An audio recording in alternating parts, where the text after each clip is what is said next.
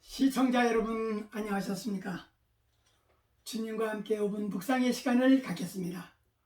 오늘은 욥기 1장 말씀을 묵상합니다.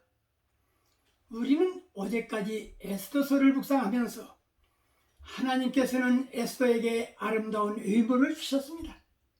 그러나 하나님은 아름다운 외모 때문에 그녀를 사용하신 것이 아니라 그녀의 헌신된 마음 때문에 그녀를 통하여 하나님의 역사를 이루신 것을 묵상했습니다.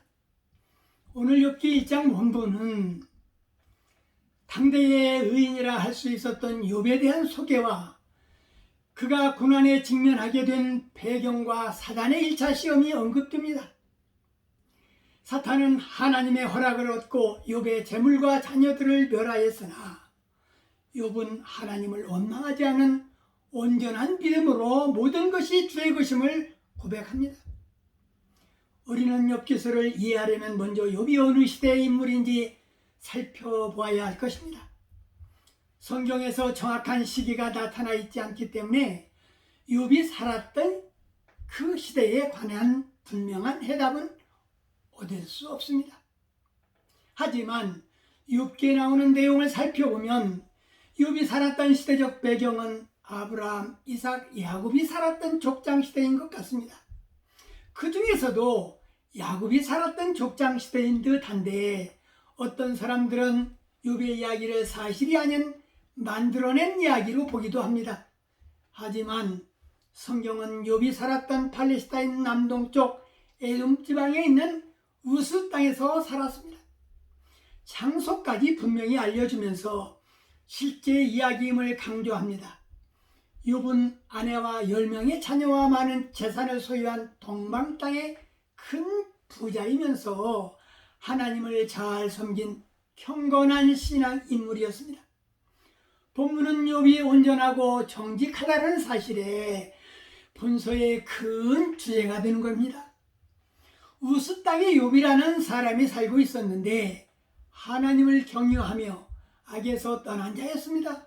그에게 하나님이 축복하셔서 아들 7과 딸 3을 두고 소유물도 많이 양 7,000마리, 약대 3,000마리, 소가 500마리, 암낙이 500이며 종도 많고 동방 사람 중에 가장 큰 부자라고 했습니다.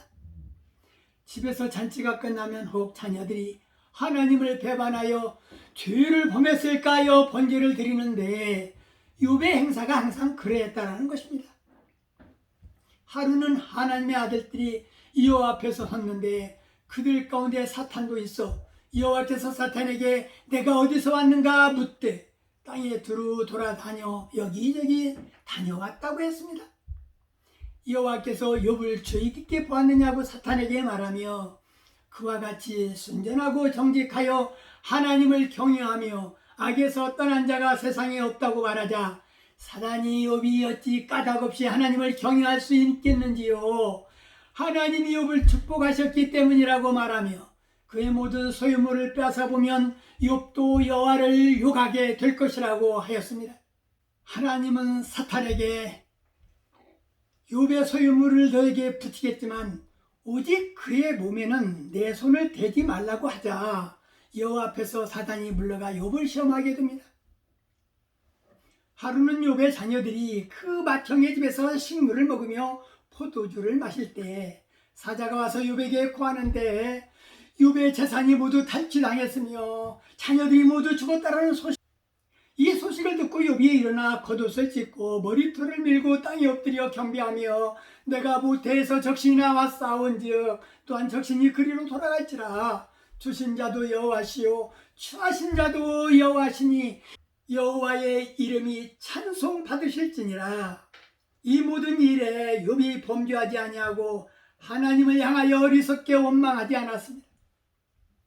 오늘 말씀을 묵상하면서 세상을 살아가면서 한 가지 이해할 수 없는 일 중 하나는 우리가 착하게 살았는데도 불행한 일이 일어난다는 것입니다. 이럴 때면 우리는 이렇게 묻고 싶어질 것입니다. 하나님은 우리를 더 강하게 하려고 훈련시키는 거야. 어떤 사람이 이렇게 말하면서 위로를 하기도 합니다.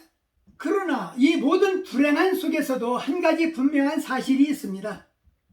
하나님이 여전히 우리를 사랑하고 계신다는 것입니다. 그것이 가장 분명한 해답입니다.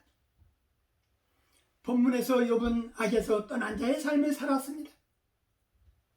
악에서 떠난 자는 축복받은 자이고 선악을 깨달은 의로움을 아는 자이고 인간 세상에서 하나님으로부터 사랑과 인정을 받는 자입니다. 세상의 악한 자들에게 우리들의 의로움을 하나님이 자랑하는 자들이 다 되었으면 좋겠습니다. 오늘 말씀 여기까지입니다. 시청해 주셔서 대단히 감사합니다. 내일 다시 뵙겠습니다. 안녕히 계십시오.